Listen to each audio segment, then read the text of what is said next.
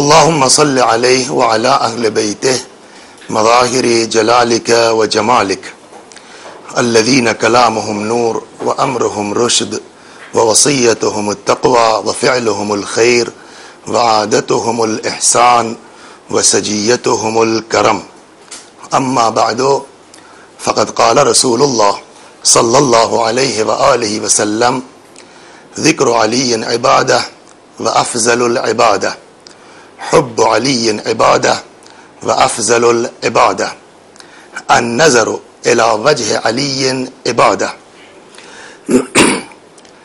انشاءاللہ المستعان آج سے جس گفتگو کا آغاز ہوگا اس کا عنوان ہے امیر المؤمنین سلام اللہ علیہ مولا علی علیہ الصلاۃ والسلام کی زندگی، ان کی حیات اور ان کے کارنامے.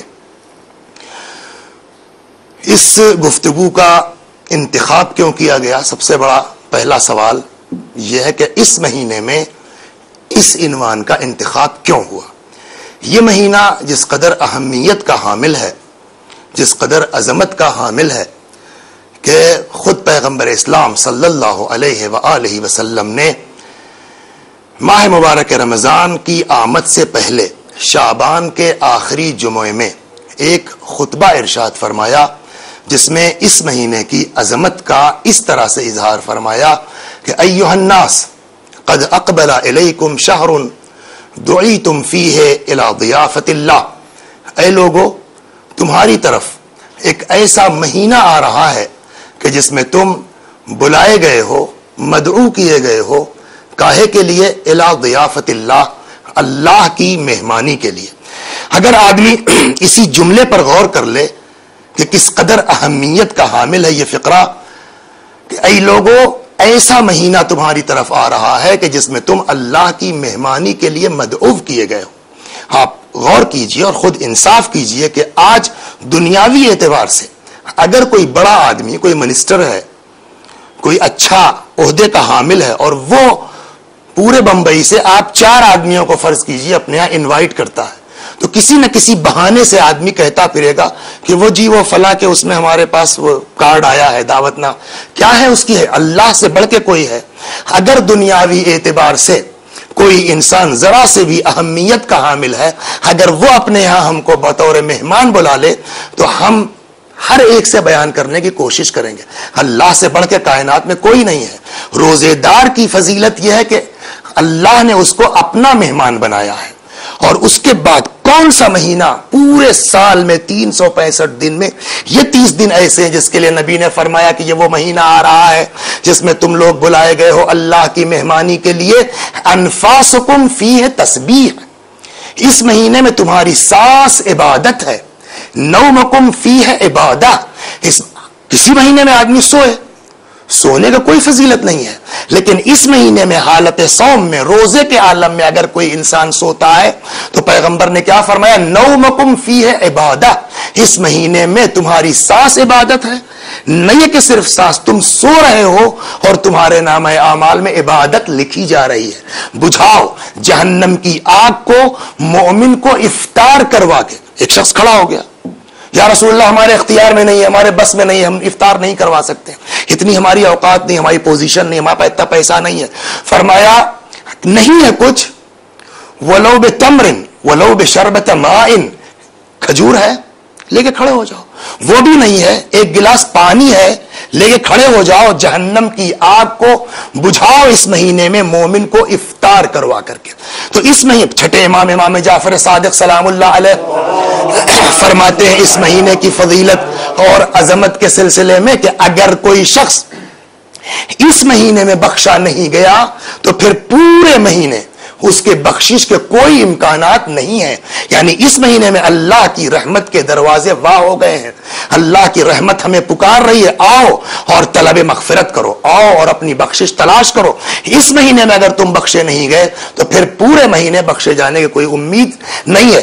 اس گفتگو کے بعد آپ اندازہ کر سکتے ہیں کہ کیا اس مہینے سے بڑا عبادت کا مہینہ کوئی ہو سکتا ہے کہ جس مہینے کے لیے قرآن کہتا ہے شہر رمضان الذی انزل فیہ القرآن، اس مہینے میں قرآن نازل کیا گیا ہے. اسی مہینے میں وہ رات بھی ہے کہ جس کے لیے قرآن کہتا ہے انا انزلناہ فی لیلۃ القدر وما ادراک ما لیلۃ القدر، کہ ہم نے اس قرآن کو شب قدر میں نازل کیا، اور تمہیں کیا پتا شب قدر کیا ہے؟ لیلۃ القدر خیر من الف شہر، یہ شب قدر وہ ہے جو 1000 مہینوں سے افضل ہے، 1000 مہینوں سے بہتر ہے۔ تو اس مہینے میں جو عبادت ہے اس کا کوئی جوڑ نہیں ہے، اس کا کوئی تقابل نہیں ہے۔ انسان کو اگر بخشوانا ہے تو اس میں، تو یہ مہینہ، خلاصہ کلام زیادہ وقت مقدمے کے طور پر نہ لیا جائے، کہ یہ مہینہ بخشش کا مہینہ ہے، یہ مہینہ مغفرت کا مہینہ ہے، یہ مہینہ عبادت کا مہینہ ہے۔ تو جب یہ مہینہ عبادت کا ہے تو عبادت کی مختلف قسمیں ہیں۔ نماز ایک عبادت ہے، تلاوت قرآن پاک ایک عبادت ہے، دعا ایک عبادت ہے۔ انشاءاللہ خدا نے توفیق دی تو اسی ون کے ذریعے سے خدا نے چاہا تو دعائیں وغیرہ بھی نشر ہوتی رہیں گی اور آپ حضرات سنتے رہتے ہیں۔ من جملہ جہاں ساری عبادتیں ہیں اس میں ایک عبادت کیا ہے؟ ذکر علی عبادت۔ ہر زمانے میں علی کا ذکر عبادت ہے، ہر مہینے میں علی کا ذکر عبادت ہے، ہر شب و روز علی کا ذکر عبادت ہے۔ لیکن جس مہینے میں نیند عبادت ہو، جس مہینے میں سونا عبادت ہو، جس مہینے میں سانس عبادت ہو، اس مہینے میں اگر علی کا ذکر کیا جائے تو اس سے بہتر مہینہ ذکر علی کا نہیں ہو سکتا۔ ایک اور دوسرے یہ کہ اسی مہینے میں اس مولا عظیم امیر المؤمنین سلام اللہ علیہ کی شہادت کی بھی تاریخ ہے۔ اس اعتبار سے، اس عنوان سے اس مہینے کو منتخب کیا گیا کہ ہم لوگ اللہ توفیق شامل حال کریں انشاءاللہ کہ اس 10 دن میں بیٹھ کر کے ذکر مولا امیر المؤمنین کریں۔ اس لیے کہ علی کے ذکر کے لیے پیغمبر نے جس حدیث کو میں نے عنوان کلام قرار دیا ہے، پیغمبر نے فرمایا ذکر علی عبادہ و افضل العبادہ، علی کا ذکر عبادت ہے اور تمام عبادتوں میں افضل ہے۔ حب علی عبادہ و افضل العبادہ، علی کی محبت عبادت ہے اور تمام عبادتوں میں افضل ترین عبادت ہے۔ النظر الی وجہ علی عبادہ، علی کے چہرے کی طرف نگاہ کرنا عبادت ہے۔ روایت میں ہے کہ پیغمبر اسلام صلی اللہ علیہ وآلہ وسلم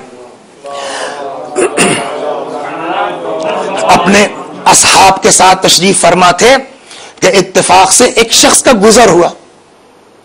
پیغمبر اسلام نے اشارہ کیا اس آدمی کی طرف کہ یہ انسان جو جا رہا ہے آج اس نے وہ عمل کیا، البتہ اخلاص شرط ہے، اخلاص، اس لیے کوئی بھی عمل قابل قبول اسی وقت ہوگا جب اللہ کے لیے انجام دیا جائے، جب خدا کے لیے انجام دیا جائے۔ اگر کہیں سے ریا ہے، اگر کہیں سے دکھاوا ہے تو عمل چاہے دیکھنے میں جیسا ہو، اللہ کے لیے نہیں ہے تو نہ یہ کہ ثواب نہیں ہوگا، نہ یہ کہ اللہ کی بارگاہ میں قبول نہیں ہوگا، بلکہ ممکن ہے کہ بظاہر وہی ثواب کا عمل ہم کو کافر بنا دے، وہی ثواب کا عمل ممکن ہے ہم کو بے دین بنا دے۔ اس لیے کہ روایات میں ہے کہ اگر کوئی شخص کوئی عمل انجام دیتا ہے جس میں اللہ کی مرضی شامل حال نہیں ہوتی ہے تو اس کو محشر میں قیامت میں 4 ناموں سے پکارا جائے گا، یا کافر، یا غادر، یا خاسر، یا فاجر، حبط عملک وبطل اجرک، ایک گھاٹا اٹھانے والے، اے کافر، اے بد کردار، اے فاجر، تیرا عمل برباد، تیرا اجر باطل۔ کیوں؟ اس لیے کہ عمل تیرا خدا کے لیے نہیں ہے۔ تو اگر واقعاً عمل اللہ کے لیے ہے، خالصتاً اس کی خاطر ہے، تو اب آپ اس روایت پر غور کیجئے کہ پیغمبر اسلام تشریف فرمائے اپنے اصحاب کے ساتھ ایک شخص کا گزر ہوا۔ پیغمبر نے فرمایا آج اس انسان نے جو عمل انجام دیا ہے، اگر اس کا ثواب، توجہ ہے، اگر اس کا ثواب دنیا کے تمام گناہگاروں پر تقسیم کر دیا جائے، ہر انسان بہشتی ہو جائے گا۔ عجیب روایت ہے کہ یہ انسان جو آ رہا ہے اس کا عمل آج کا ایسا ہے کہ اگر اس کا ثواب دنیا کے تمام گناہگاروں پر بانٹ دیا جائے تو ہر گناہگار بہشتی ہو جائے گا۔ تعجب ہوگا آدمی کو کہ آخر ایک آدمی، عام سا انسان، ہمارے جیسا بشر، اس نے کون سا ایسا عمل کیا ہے، کیسا عمل کیا ہے کہ اگر اس کا ثواب تقسیم کر دیا جائے ہر آدمی بہشتی ہو جائے گا۔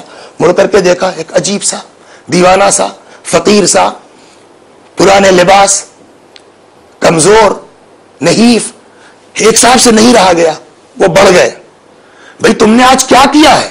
کہ کیوں؟